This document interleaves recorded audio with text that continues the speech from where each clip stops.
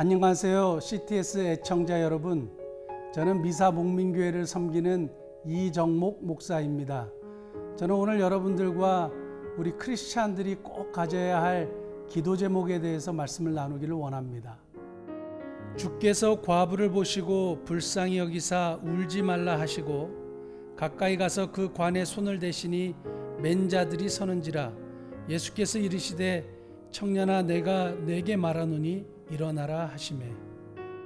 제가 소책자 하나를 들고 왔습니다. 불교도들에게 어떻게 그리스도의 복음을 효과적으로 증거할 것인가? 김성화 편저. 이 책을 쓰신 김성화라는 분이 어떻게 예수님을 믿게 되셨는지 이 책에서 잠시 소개하고 있는데요. 과거 신라시대와 고려시대에 융성했던 불교를 이 땅에 한번 도래시켜 보고자 불교대학을 설립하려고 계획을 세우고 많은 후원자들을 모집을 하게 됩니다. 그런데 종단 내에 문제가 발생해서 김성화 스님이 감옥에 들어가시게 되고 감옥에서 신약 성서를 만나게 됩니다.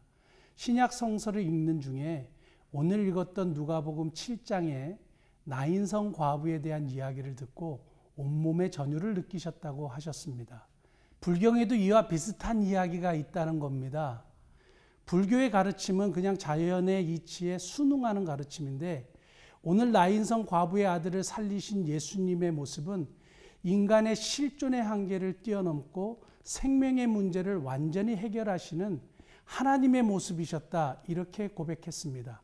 이때부터 시작된 진리의 고민을 통해서 예수님을 구주와 주님으로 영접하시게 되고 나중에 불교도들에게 복음을 전하시는 목사님이 되셨다, 그렇게 이야기하셨습니다. 나인성 과부를 살리신 예수님, 이때 등장하는 아주 중요한 단어가 하나 있습니다. 7장 13절에 보면 주께서 과부를 보시고 불쌍히 여기사라는 단어인데 여기 불쌍히 여기사가 헬라어로 스플랑크니조마이라는 단어입니다.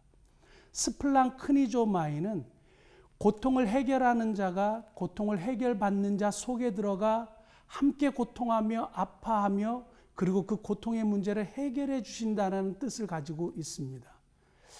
성경의 신약 성경 여러 군데를 보니까 오병이어의 역사 앞에도 스플랑크니조마이가 등장하고 죽은 나사로를 살리셨을 때에도 스플랑크니조마이라는 단어가 등장합니다.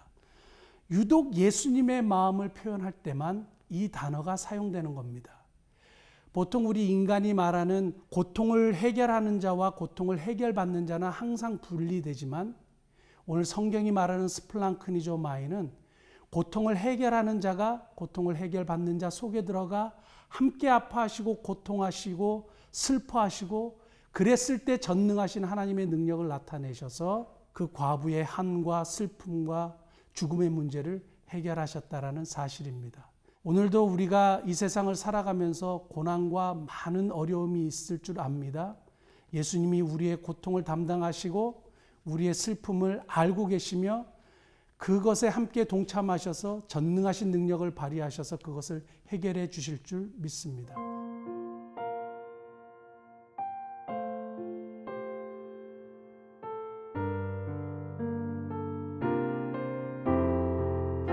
고통을 해결하시는 예수님의 마음, 불쌍히 여기는 마음을 가지고 우리도 이웃을 대하면 참 하나님이 기뻐하시는 일이다 생각이 됩니다.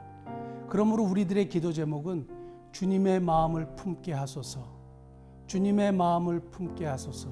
그런 기도 제목을 가지고 우리가 살아가시는 저와 우리 모든 하나님의 백성들 되시기를 예수님의 이름으로 축복합니다.